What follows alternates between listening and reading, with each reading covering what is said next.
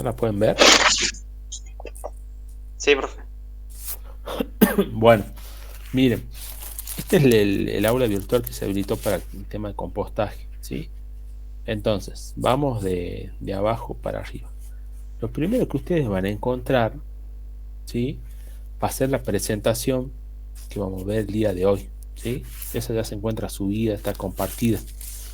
Bien, esta es la presentación de hoy, ya está compartida ahí. Así que después ustedes la pueden chequear.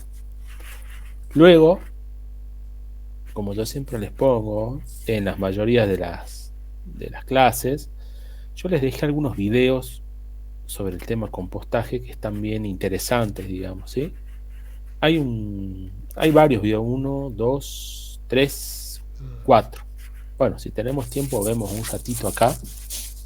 Pero bueno, hay 4 videos que sería bueno que ustedes los vean luego de ver la clase, de haber participado en la clase. Este video, digamos, les va a explicar de forma, ustedes van a poder ver todo lo que estamos hablando acá, ¿sí? De forma tal de que la clase no sea muy aburrida, no sea muy monótona. Básicamente es llevar la teoría a la práctica a través de estos videos, ¿sí?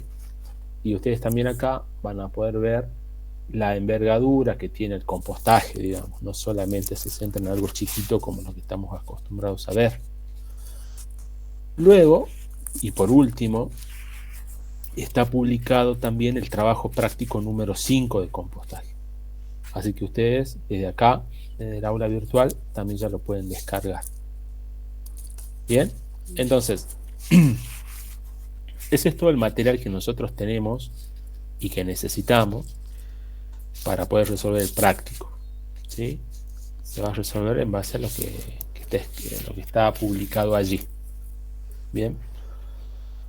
Bueno, yo dejo de compartir esta ventana para ya dar paso a la presentación de la clase, ¿sí? Así no perdemos tiempo y nos desocupamos temprano. Bueno, avísenme cuando vean la presentación. Ahí se ve, profe. Bueno, perfecto. ¿Cómo anda, Juan José? Buenas tardes. Buenas tardes, profe. Hola, Bien. Juan, ¿cómo va? Bueno, faltaría Naira nomás y ya estaríamos, pero bueno, vamos arrancando así avanzamos, ¿sí?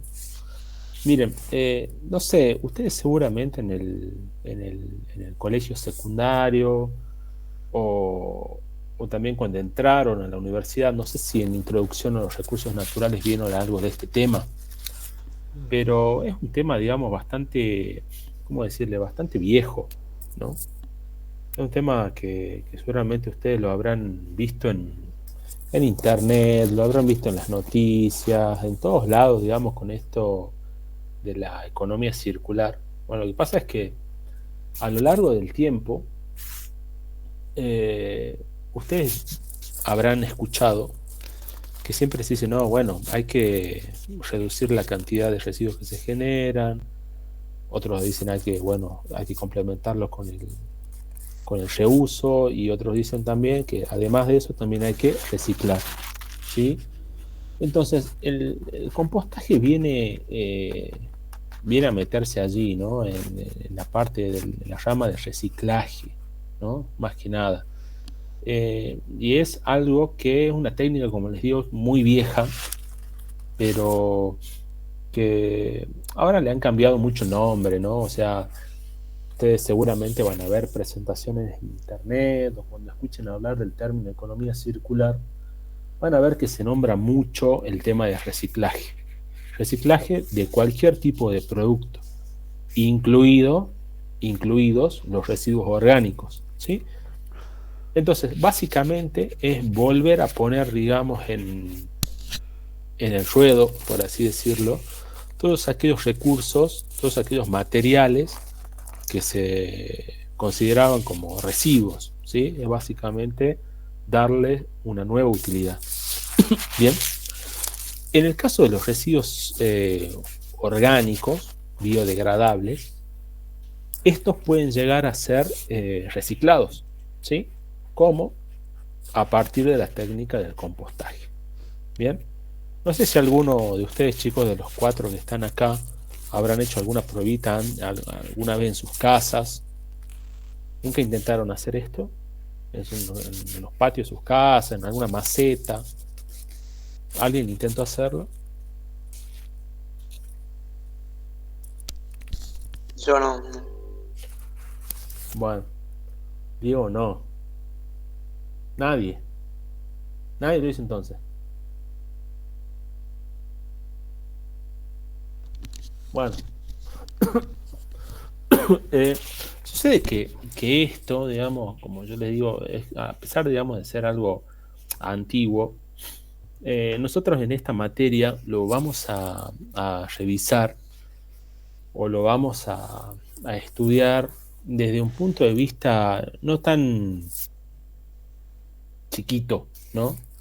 Como significaría tener una composterita en la casa y tirarle, no sé, cáscara de banana, cáscara de papa, etcétera. O sea, pero si uno entiende eso, después, al ver la escala, digamos, que esto puede llegar a tomar, se lo ve con otra forma de organización, otra forma de prestarle atención a las cosas, etcétera, ¿no? Lo cual trae aparejado que detrás de todo esto es un gran negocio, ¿no? Sobre todo para las empresas grandes. Bueno, en la zona de Orán, del Chaco salteño, en la zona de La Pampa, hay muchos emprendimientos que son agrícolas ganaderos, ¿no? Por ejemplo, sin irnos más lejos, ¿no? Ustedes fíjense lo que es el ingenio Ledesma, ¿no? Tiene una producción que está muy diversificada, pasó de tener únicamente caña de azúcar a tener plantaciones de frutales, producen carne, producen jugo, es decir, tienen varias líneas de negocios en las cuales se hace uso de recursos naturales, ¿sí? Pero que también son grandes generadoras de desecho. Bien, por ejemplo, en el caso de la cría de animales, ustedes imagínense que para producir X cantidad de carne por año necesitas tener X cantidad de animales, ¿sí? Los cuales tenés que alimentar. A su vez, en todo el proceso de engorde, de alimentación e incluso de faena de los animales, se generan un montón de desechos orgánicos que lamentablemente muchas veces resulta más barato, no digo lamentablemente, pero bueno, la realidad es que las empresas muchas veces preferían directamente enviar a una planta de tratamiento de efluentes antes que estar derivándolos a otro lado, pero bueno, no siempre es así. Pero quizás un proceso de compostaje requiere una mayor cantidad de horas hombre, una mayor cantidad de horas máquina, que hay que ver si se justifica la rentabilidad. Por eso yo les digo, esto generalmente puede llegar a ser rentable cuando tenés grandes volúmenes de material orgánico, ¿no? Bueno, ese análisis seguramente el día de mañana lo van a tener que hacer ustedes. ¿Cuál es el sistema de tratamiento más barato para estos tipos de residuos orgánicos, ¿no? Pero volviendo al caso que les comentaba el ingeniero Ledesma, es un ejemplo, digamos, de líneas de proceso que generan grandes cantidades de residuos orgánicos, ¿sí? Y que ustedes como ingenieros en recursos naturales el día de mañana van a tener que saber gestionarlos.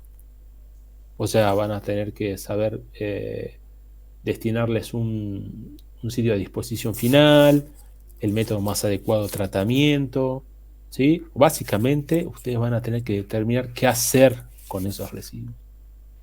Entonces, en el caso de los residuos orgánicos, nosotros en las clases anteriores de tratamientos de aguas residuales habíamos visto un método, no sé si se acuerdan, que era el de la digestión anaeróbica. En el caso de ese método se utilizaba mucho para residuos que provenían, digamos, de animales, digamos, de eyecciones de animales, estiércol de animales, ¿sí? Que habíamos revisado, habíamos visto en clase que esos residuos orgánicos, si se someten a una digestión anaeróbica, generan biogás por un lado, la degradación de la materia orgánica, y por otro lado, o sea, obteníamos que un biofertilizante y bueno, un biogás que se podría llegar a aprovechar, ¿sí? Ese es un método muy barato que requiere de cierta infraestructura y manejo operacional para poder llevarlo a cabo. Sin embargo, no quita que sea barato igual, ¿no? Tiene una inversión mínima, más o menos compleja dependiendo de las instalaciones que uno quiera llegar a tener. Pero en el caso, a diferencia del compostaje, el compostaje plantea un método de tratamiento aeróbico, ¿sí? Usted acuérdese que los biodigestores, tratamiento anaeróbico.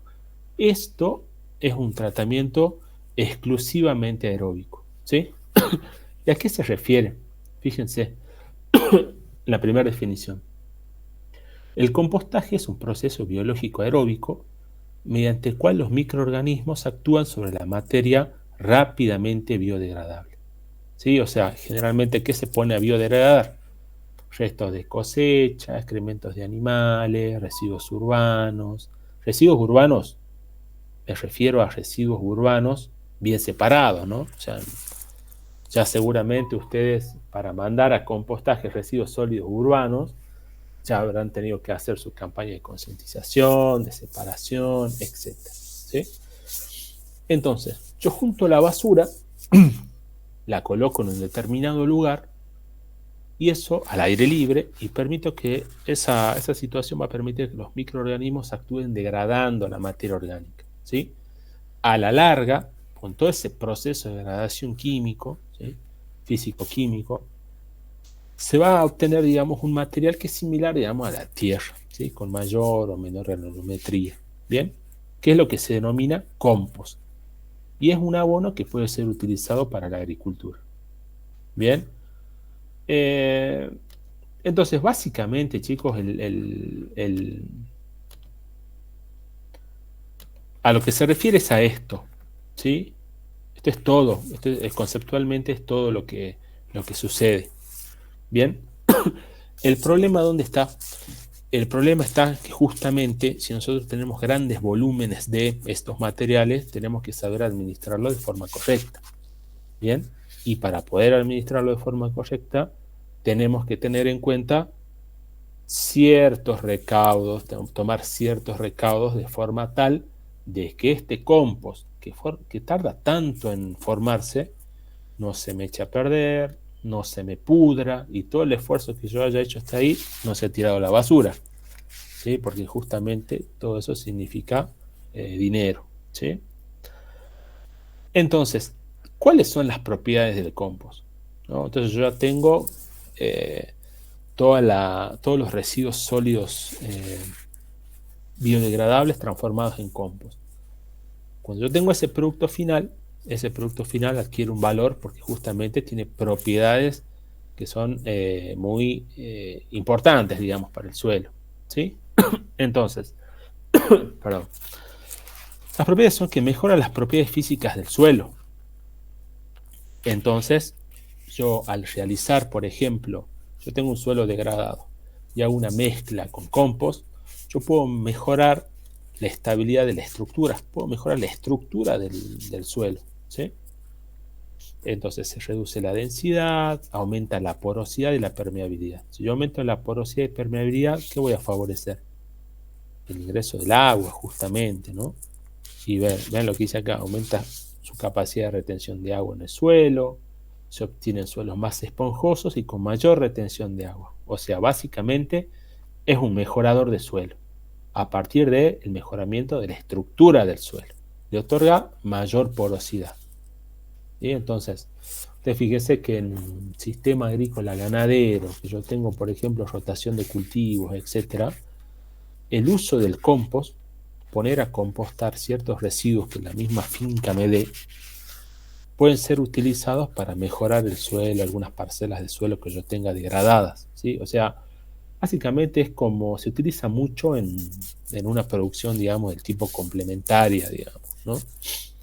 Pero bueno, no solamente es así, ya vamos a ver al final de la clase que también hay otros mercados para este tema. Luego, también, ¿qué otra propiedad tiene? Que mejora las propiedades químicas.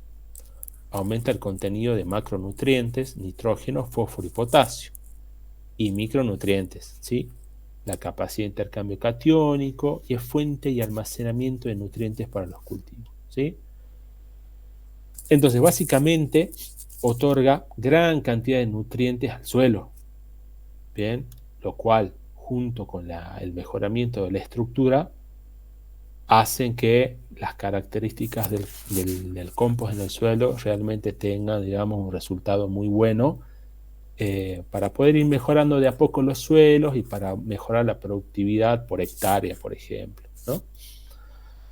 Luego, mejora la actividad biológica del suelo, ¿sí? O sea, básicamente actúa como soporte y alimento de microorganismos que viven a expensas del humus y contribuyen a su mineralización. ¿Bien? Yo aporto materia orgánica al suelo, ¿sí? Ya en un avanzado estado de descomposición, justamente ahí también van a estar actuando un montón de microorganismos en ese lugar, ¿sí? Así que le aporta mayor actividad biológica al suelo, puede haber presencia de lombrices, si hay presencia de lombrices también se mejora la porosidad en el suelo, en los horizontes superficiales del suelo, me refiero, ¿no? Pero bueno, es una buena herramienta, ¿sí?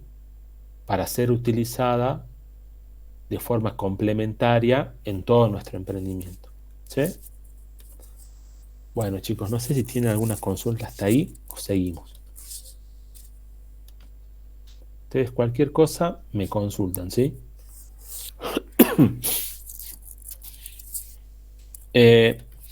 Bueno, ahora ustedes dirán, ¿qué materias primas puedo utilizar?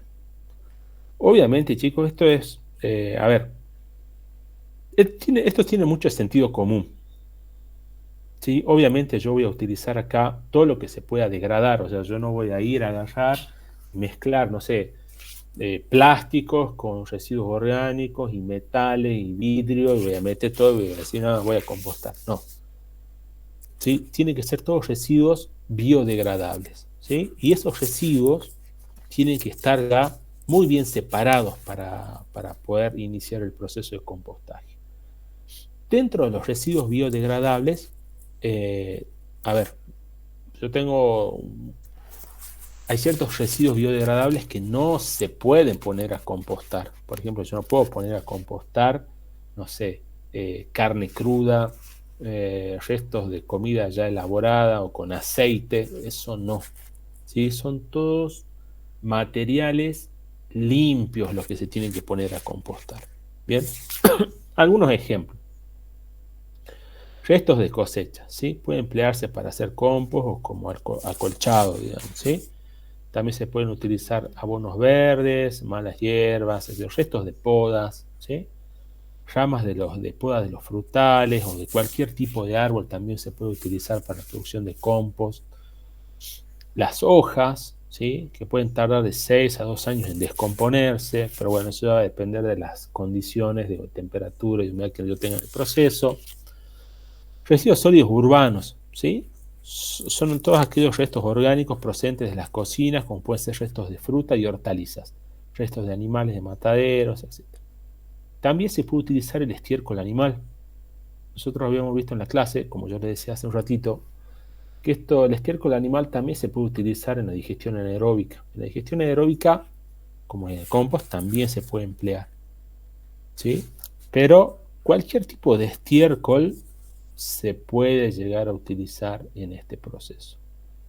¿Cuáles son las desventajas? ¿Qué es lo que no se puede utilizar? Por ejemplo, resto de carne cruda. Ensaladas condimentadas con aceite. Por ejemplo, ustedes imagínense que tiene un comedor grande. Bueno, toda la materia vegetal que se utilizó para preparar las comidas de ese comedor, y siempre y cuando estén limpias, se pueden llegar a utilizar. Ahora, por ejemplo, una ensalada que ya esté condimentada con aceite, no sé, un resto de comida ya elaborada, no sé, un guiso, sopa,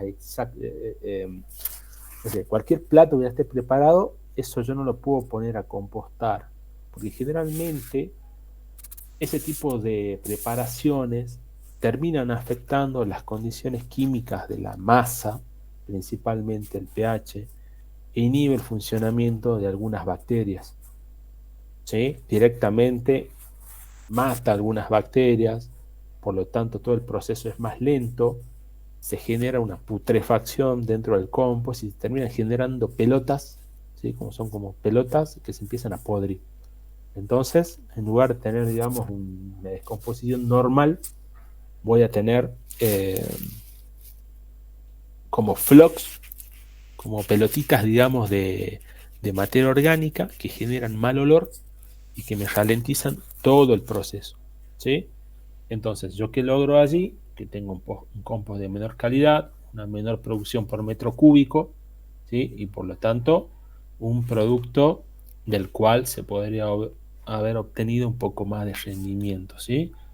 Entonces, hay que separar muy bien los residuos que se van a poner a compostar. Luego,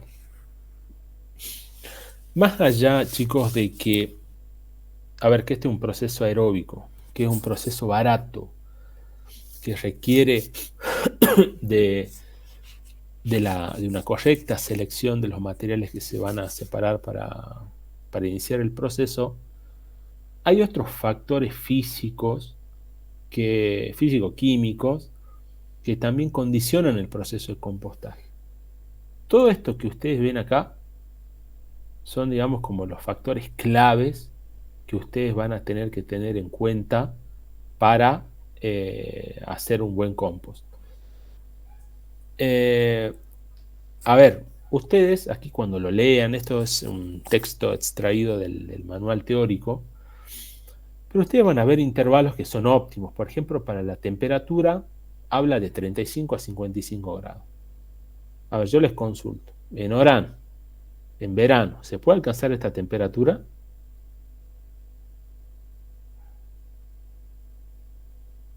Sí, sí. Sí. Bueno, sí, se puede alcanzar. Y en invierno, en Orán, es más difícil. Más difícil. Hoy, hace ratito me estaba fijando en Orán. Ahora están haciendo, en teoría, 12 grados. ¿Sí? Por lo tanto, estas son condiciones, ¿qué les quiero decir? Estas son condiciones ideales. ¿Sí? Son condiciones ideales que nos dicen, bueno, si vos tenés una temperatura de este tipo, el proceso de realización del compost va a ser más rápido, ¿sí? Por empezar. Pero no siempre tenemos estas temperaturas a lo largo del año, ¿bien? Sobre todo, digamos, en las latitudes como las nuestras, no tenemos esto así. Esto quizás se dé más en el centro, más en los meridianos, ¿sí? Más cercano a otras latitudes un poco más altas. Pero acá no, ¿bien? Entonces, estos valores siempre ustedes tómenlos como si fuesen de referencia. Bien, entonces básicamente cuando yo más temperatura tenga, es como una reacción química, como lo que veíamos en la clase, una de las clases pasadas. Yo tengo una reacción química y le aplico calor, ¿sí? Todas las sustancias que forman parte de esa reacción empiezan a reaccionar más rápido, ¿sí? Y logran el equilibrio químico más rápido. Ahora, si yo a esa misma reacción le pongo calor y encima le agrego una enzima, la velocidad de la reacción va a aumentar más todavía, ¿no? Entonces, generalmente muchas reacciones químicas están, digamos, comandadas por la temperatura. Eh, y en este caso, en este proceso también, ¿sí? Entonces, fíjense, dice, se consideran óptimas las temperaturas que se encuentran en este intervalo para conseguir la eliminación de patógenos, parásitos y semillas de malas hierbas. Se supone que la masa de compost, cuando empieza justamente a descomponerse, hay un aumento de la temperatura por la actividad microbiológica, ¿sí? Y cuando ocurre eso, se eliminan este tipo de organismos, patógenos, parásitos y semillas de malas hierbas son las primeras que empiezan a desaparecer. Luego, si las temperaturas son muy altas, muchos microorganismos interesantes para el proceso mueren. O sea, ¿esto qué significa? Que tenemos que tener un cierto equilibrio. No es bueno tener una temperatura muy baja ni muy alta, ¿no? Entonces, ustedes imagínense, yo estoy en la puna de Salta, supongamos, yo tengo, no sé, ahora en esta época en la Puna de Salta está haciendo menos 10 grados a la noche, a esta hora. Ahora a esta hora está haciendo un menos 5 grados, una cosa así. A la madrugada seguramente baja menos 12. En otoño debe estar menos 10, menos 12 grados. Entonces, imagínense tener un proceso de compostaje en la Puna en esta época. Obviamente, yo siempre voy a estar lejos de esta temperatura, ¿sí? Pero, ¿qué pasa? Yo ya tengo este valor de referencia. Entonces, si yo yo quiero encarar, digamos, alguna prueba de compostaje en la Puna, que no es el lugar ideal, yo voy a tener que adecuar mi sitio de compostaje para que se genere la menor oscilación de temperatura posible, ¿sí? Entonces, como les digo, son valores para tener en cuenta. Luego, ¿qué otro factor es importante? Es la humedad. La teoría dice que la humedad ideal tiene que ser entre el 40 y un 60%. ¿Se acuerdan cómo determinábamos la humedad nosotros en el laboratorio? Que lo vimos en la clase pasada.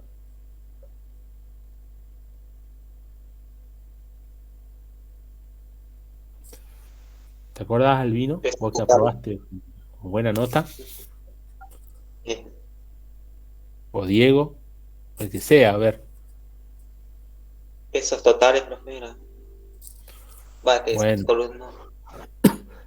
exactamente.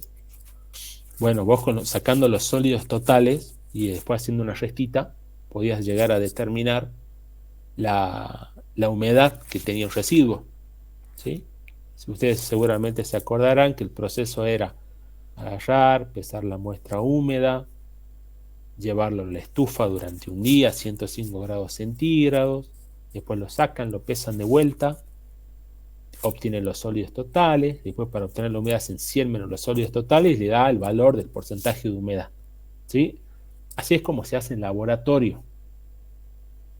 Bien, entonces ustedes acá ya tienen la pauta de que, bueno, tengo que tener como una forma de controlar estas variables, ¿sí? Primero la temperatura. Después también tengo que saber controlar la humedad, ¿sí? Entonces esto es muy importante. Entonces ustedes fíjense que si ustedes quieren hilar fino, acá ya tienen un pequeñito trabajo de laboratorio para ir haciendo, ¿sí? Si lo quieren hacer de forma profesional, cuidando todas las variables, ya acá tienen que pensar, digamos, en tener algún tipo de algún termostato, de algún aparato que me mida temperatura ambiente. También voy a tener que estar determinando humedad óptima. Obviamente, o sea, yo no me voy a pasar haciendo todas las semanas ensayos de humedad, porque uno con el tiempo ya se va dando cuenta, pero cada tanto es importante ir viendo estas variables, ¿sí? Entonces, acá lo que dice, chicos, es que las humedades siempre son buenas tenerlas en este rango, pero mucha humedad es malo y poca humedad es malo también, ¿sí? Acá dice, si la humedad es baja, disminuye la actividad de los microorganismos y el proceso es más lento, ¿sí? Luego dice que si la humedad es muy alta, ¿qué pasa? El agua llena todos los poros de los residuos, ¿sí? Entonces se empieza a producir la putrefacción de la materia orgánica, o sea, no hay aire, ¿sí? No se puede respirar, se pudre, se genera como un ambiente anaeróbico. Entonces esto es un valor de referencia que hay que tenerlo muy presente. Obviamente, ustedes cuando tengan una gran cantidad de residuos van a poner a compostar todo, pero está en la experiencia de ustedes es que sepan hacer mezclas adecuadas de los residuos. Bien, por ejemplo, si yo tengo una gran cantidad, un gran volumen de restos de poda de árboles, y lo más probable es que esos residuos que son quizás un poco más secos en comparación de los que se generan en un comedor, por ejemplo, no sé, cáscaras de frutas y verduras que tienen un contenido mayor de humedad, lo ideal es hacer una buena mezcla, ¿sí? Y esto básicamente es muchas veces, más allá de que se tengan ciertas recetas, digamos, dando vueltas por todos lados, eso ustedes lo van a tener que determinar mucho en la práctica, ¿sí? Ustedes quizás arranquen con una mezcla 50 de restos de pollo y 50 de residuos restos de comedor. Y lo más probable es que ahí ustedes le tengan que hacer un ensayo de humedad o de sólidos totales, digamos, ¿sí? Y a partir de eso ustedes ya tienen un primer escalón o una primera referencia de cómo tienen que ir haciendo sus mezclas. Entonces ustedes van a tener su propia receta. Van a decir, bueno, si yo mezclo esto, yo sé que tengo tanto porcentaje de humedad. Entonces ya está, eso ya les queda. ¿Sí? Entonces luego ustedes ya van jugando, digamos, con las matemáticas y hacen las mezclas con esa estimación o con esa referencia inicial. ¿Bien?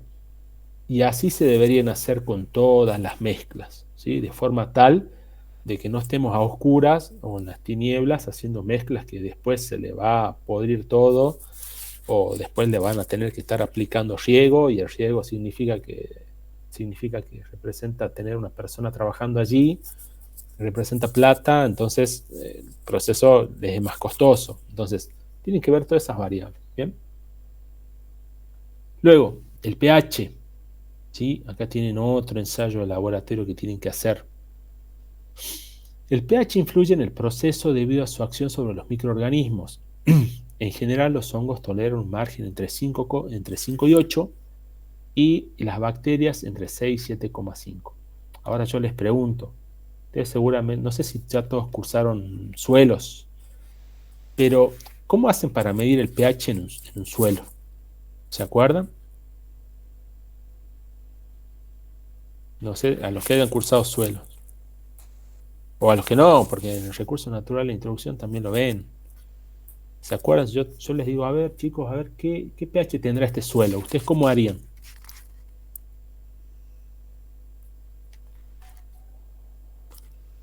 Supónganse que estamos en la sede, en la facultad. ¿Vieron el patiecito que hay ahí adentro? Yo les digo, chicos, ¿qué pH tendrá este suelo? ¿Cómo sería el procedimiento?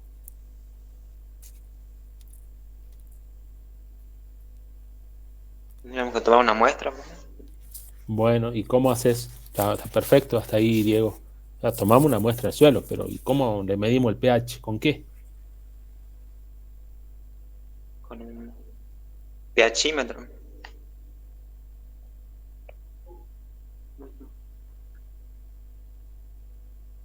Lo llevamos al laboratorio, digamos, tomamos una muestra y... Bien, bueno, está bien, nosotros no tenemos laboratorio, pero perfecto. La llevamos a un laboratorio, es el laboratorio para medirle el pH. La pregunta es esa, ¿cómo?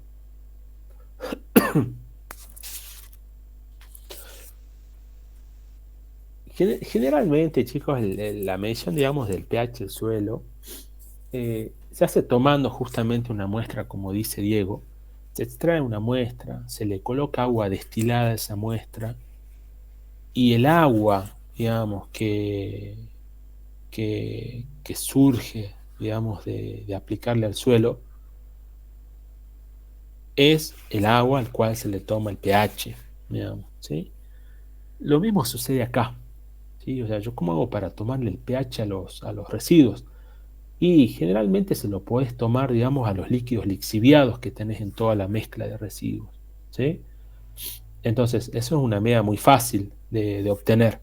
Por ejemplo, ustedes vieron cuando ustedes están en la cocina, ¿no? Están todo el día poniendo basura en la bolsita de la cocina, ¿no? Y llega al fin del día o al otro día y dicen, no, bueno, voy a sacar la basura.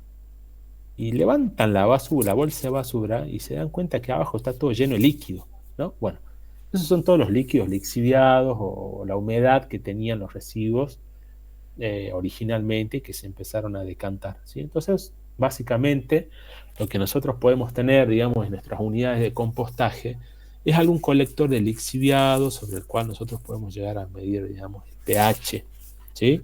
O también seguir, digamos, algún método de laboratorio como el que les mencionaba recién, tomar una muestra de residuo, pasarla por algún tipo de mortero, agregarle agua destilada y tomar el pH allí. Depende, ¿sí? O sea, hay que observar esos valores, saber qué es lo que nos puede llegar a dar algo más representativo. En mi opinión, directamente podría ser una buena medida el tema de la lixiviado. Bueno, el oxígeno es otro parámetro muy importante que nosotros tenemos que controlar. Usted fíjese que el oxígeno, esto es un método aeróbico, entonces sí o sí las bacterias necesitan de oxígeno. Como yo les mencionaba anteriormente, si nosotros les damos más de un 60% de humedad, los poros se van a llenar de agua, no va a haber disponibilidad de oxígeno, las bacterias van a terminar muriendo en un ambiente anaeróbico, ¿sí? Pero es muy importante aplicar el oxígeno. ¿Cómo? Generalmente la aplicación o el manejo de la aireación se hace a través de la remoción de la pila de residuos que se están compostando. ¿Cómo sería gráficamente eso? Si yo tengo una composterita en el patio de mi casa, yo voy cada tanto, una vez por semana, voy con una palita y los remuevo. Las capas que están abajo las paso arriba o viceversa y oxigeno la mezcla, ¿sí? Básicamente remuevo todo el material, se generan nuevos espacios porosos justamente por ese movimiento, más allá de lo que tenga la porosidad que tenga el material, pero se genera, digamos, otro arreglo en la disposición del material y se airea de alguna forma la masa, ¿sí? Entonces, eso puede ser un volteo manual, pero también se puede aplicar aireación forzada, que ya lo vamos a ver. Bien. Luego, otra relación, bueno, esto es muy importante, que es la relación carbono-nitrógeno, ¿sí? Todas las masas, digamos, de residuos que se pongan a compostar tienen que tener una relación de carbono-nitrógeno equilibrada, ¿sí? La relación carbono-nitrógeno óptima es entre el 25 a un 35%, ¿sí? De 25 a 35. Bien, si la relación carbono-nitrógeno es muy elevada, disminuye la actividad biológica, ¿sí? Entonces, y cuando es muy baja, no afecta tanto al proceso de compostaje, digamos, ¿sí? Porque el exceso de amoníaco hay algunas bacterias que la eliminan bajo la forma, perdón, el exceso de nitrógeno, hay unas bacterias que la eliminan en forma de amoníaco, ¿sí? Pero bueno, siempre hay que tener en cuenta esto, ¿sí? La relación carbono-nitrógeno. Por ejemplo, hay algunos residuos que tienen más carbono y hay otros residuos que tienen mucho más nitrógeno, digamos, en su composición. Bien, por ejemplo, los materiales que son, digamos, muy ricos en carbono son, por ejemplo, las hojas, las ramas, ¿sí? La serrín, ¿sí? Y los que son ricos en nitrógeno, como acá podrán ver, ¿sí? Son todos los vegetales jóvenes, ¿sí? Direcciones de animales, los residuos de matadero. O sea, básicamente, todo lo que se genera en la cocina, ¿sí? Son muy ricos, digamos, en nitrógeno. Bien. Entonces, fíjense en la importancia, digamos, de seleccionar un adecuado sistema de tratamiento, ¿no? Deyecciones de animales y residuos de matadero tienen alto contenido de nitrógeno. Bien. Entonces, son todas cuestiones, chicos, que ustedes tienen que ir viendo. O sea, si les falla alguna de estas, a ver, no es que necesariamente se le va a arruinar todo, sino que quizás sea un proceso más lento. Bien, pero como yo les digo, obviamente no van a poner a compostar cosas que no corresponden, ¿sí? O relaciones carbono-nitrógeno que estén muy desbalanceadas, o en pH ácidos, o en pH altamente alcalino. O sea, eso básicamente estos son como los cuidados mínimos e indispensables que nosotros tenemos que tener en cuenta, ¿sí? Porque si no nos vamos a pasar 3 años haciendo un compost y no lo vamos a ver más, ¿no? Entonces, es un proyectito, digamos, que tiene ciertas variables que hay que cuidar bien. Bueno, continuemos. Bueno, el proceso es básicamente una descomposición de la materia orgánica, ¿sí? Pero, ¿qué es lo interesante de esto? Que este proceso puede ser llevado a cabo a diferentes temperaturas, ¿sí? Entonces, fíjense estos rangos que tenemos acá. Rango mesolítico, termofílico, luego hay una etapa de enfriamiento y hay una etapa de maduración.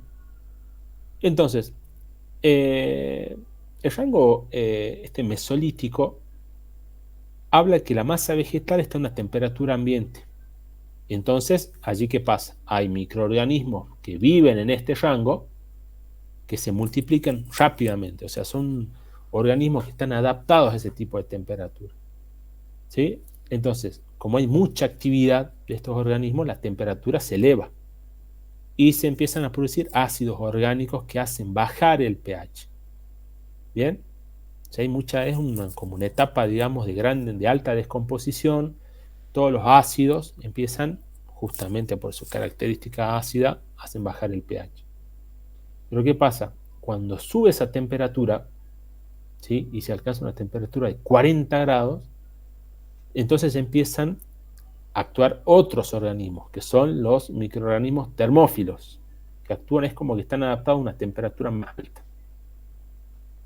Entonces, esos organismos que actúan a mayores temperaturas transforman el nitrógeno en amoníaco y el pH del medio se hace alcalino. ¿Sí? O sea, básicamente, chicos, o sea, lo ideal sería tener como yo les decía hace rato, fíjense, las temperaturas óptimas de 35 y 55 grados, decía acá. ¿Sí? Entre 35 y 55 grados. O sea, sería como un punto intermedio entre estas dos etapas. ¿Por qué? Porque una me acidifica mucho la masa y otra me la vuelve muy alcalina. ¿Sí? Entonces, siempre hay que mantenerse en un rango que sea como la mitad de estos dos, ¿sí? Sin irse muy a los extremos. ¿Bien? ¿Por qué? Porque altas temperaturas inhiben ciertos microorganismos y bajas temperaturas inhiben a otros, ¿no? Entonces, el juego de esto es que justamente no se me desbalancee el pH. ¿Bien? Luego, ¿qué pasa? Cuando ya el proceso biológico está como bastante avanzado y la actividad microbiana, digamos, empieza a disminuir, hay una etapa de enfriamiento, ¿sí? Y eso se da cuando la temperatura es menor a 60 grados. O sea, básicamente cuando ya no estamos bajando del termofílico y quizás ya no estamos yendo más a un mesofílico. Entonces aparecen hongos que invaden el mantillo y descomponen la celulosa. Cuando se baja del 40%, o sea, ya estamos en el rango del mesolítico y se baja más, los mesófilos también reinician su actividad, o sea, estos vuelvan a estar activos, ¿sí? Y el pH del medio desciende ligeramente, o sea, vuelve la acidez un poquito. Bien, entonces eso es lo que sucede. Ahora, si yo siempre me moví en el rango mesolítico, seguramente voy a tener una acidez alta, ¿sí? Lo cual yo lo debería empezar a controlar colocando algún tipo de material que me equilibre el pH. ¿Sí? Luego de la etapa de enfriamiento, ¿sí? Ya entramos en una etapa de maduración, que es un periodo que requiere meses a temperatura ambiente, durante los cuales se producen reacciones secundarias de condensación y polimerización. O sea, esta es la etapa final en donde ya se termina de formar el humus, ¿sí? Así que, como ustedes verán, chicos, la temperatura y el pH están muy relacionadas entre sí, ¿sí? Muy relacionadas entre sí. Así que, bueno, esto, ¿cómo se regula? Generalmente ustedes pueden regular la temperatura haciendo la aireación forzada, haciendo volteos, ¿sí? De forma tal de mantenerla en un lugar que no se nos vaya muy alto ni caiga mucho, ¿sí? Porque caer mucho la temperatura significa que el proceso se va a hacer más lento. Bien, entonces esto también, fíjense que hay que controlarlo. Bien, bueno, a ver, ¿cuánto nos queda? Sí, sí, Diego, decime. Sí, eso de la temperatura, digamos, es un de pasar de mesolítico al termo es como, es natural, digamos, que pase, porque hay que controlar que en los tiempos que suceda, o cómo es. Es un proceso natural, Diego. Eh, Ajá. yo no lo puse en el aula virtual, pero hace unos años había un video circulando acá en YouTube en donde había unos ingenieros del INTA que ellos, mirá, controlaban la temperatura, tenían una montañita así de humos como ves en la foto, ¿viste? Ellos lo que hacían era le ponían un sensor clavado con un caño y un manómetro de temperatura. Y ahí ellos iban midiendo cómo aumentaba la temperatura en el interior de la parva, ¿no? Pero es un proceso natural. Yo lo que digo es que vos, de acuerdo, digamos, a las experiencias, digamos, en la optimización de la producción del compost, es como que siempre tenés que cuidar básicamente de que no se te genere una acidificación ni una alcanización extrema de tu masa, ¿sí? O sea, vos lo tenés que mantener de ciertos rangos, ¿sí? Dentro de ciertos rangos. ¿Y cómo hace eso? Bueno, justamente controlando la temperatura. ¿Cómo lo haces? Y bueno, controlando la aireación. ¿Y cómo se hace eso? Bueno, con la aireación forzada, con la aireación manual, ¿sí? Depende, ¿bien? O sea, a lo que voy es que nunca los extremos son buenos, digamos, ¿sí? Para nada. Y para los procesos biológicos, más aún, ¿bien? Entonces, pues fíjate que, a ver, vamos a un proceso anaeróbico. Las bacterias anaeróbicas, a una temperatura menor a 10 grados centígrados, se te mueren todas.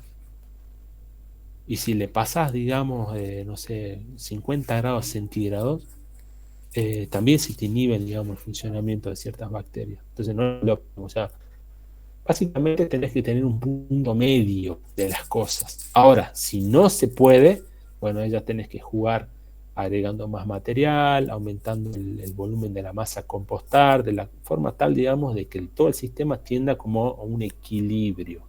Por eso yo, ¿qué es lo que digo? Todas estas variables que estamos viendo ahora, hay que controlarlas, ¿sí? De alguna forma. No hay una receta, digamos, que te diga, Diego, mira, cada tanto voltea, cada tanto hace esto, cada tanto. ¿Por qué? Porque los tipos de residuos que vas a poner a compostar, generalmente, por más que sean los mismos, van a variar su calidad. Algunas ramas te van a venir más secas, unos restos de púa te van a venir de otras plantas. No sé, capaz que un periodo tenga más maleza que ramas, capaz que tenga más residuos sólidos urbanos que otra cosa. Entonces, son variables que vos la vas a tener que ir conociendo con el tiempo. Por eso yo digo que es muy importante, ¿sí? Empezar a conocer cuál es la humedad de cada material, la humedad si vos mezclás dos tipos de materiales que son distintos, y ir haciendo pruebas. Cosa que cuando vos tengas todo tu listadito de, bueno, este residuo tiene tal humedad, si yo lo mezclo con esto, la mezcla tiene tal humedad. Tener una tabla de referencia para que vos a partir de eso recién puedas empezar a hacer tus pruebas en serio, ¿sí?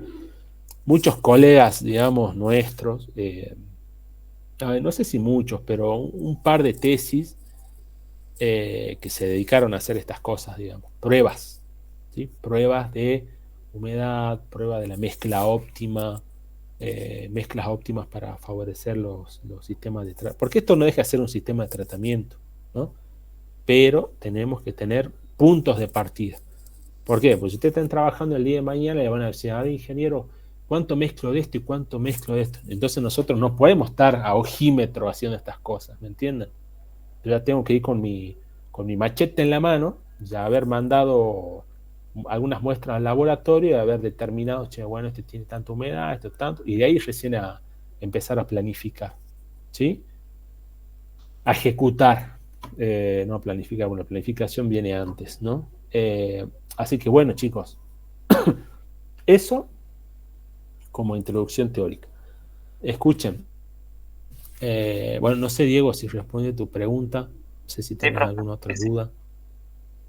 Bueno, chicos, escuchen, yo les voy a generar otro enlace, porque acá acá el Meet me está diciendo que la llamada termina en 8 minutos, así que salimos de esta sala, yo les mando otro link al aula, al WhatsApp, y seguimos por ahí con la segunda parte que ya de la práctica, ¿sí? Sí, profe.